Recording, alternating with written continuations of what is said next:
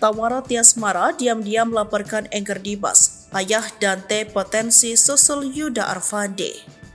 Artis Tamara Tiasmara pernah melaporkan mantan suaminya Enggar Dimas. Tamara adalah ibu Dante 6 tahun, seorang anak yang tewas karena ditenggelamkan di kolam renang beberapa waktu lalu.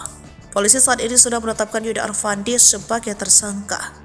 Yuda sendiri adalah kekasih Tamara Tiasmara sebelum Dante meninggal dunia di kolam renang.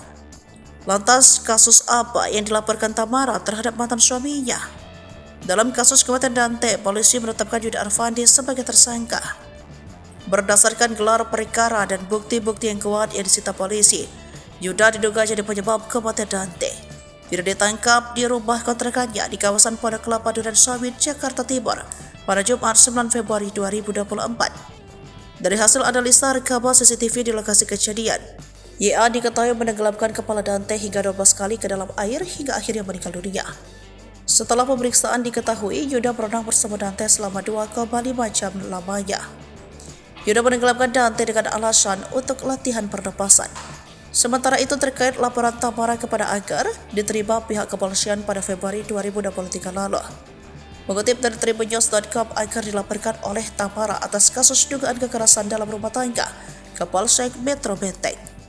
Kapolsek Metro Menteng Kompol Bayu Marviando membenarkan hal tersebut.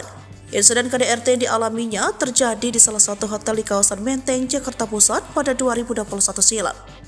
Sejauh ini, baru Tamara dan sejumlah saksi yang diklarifikasi sebagai pelapor dalam kasus yang masih di tahap penyelidikan.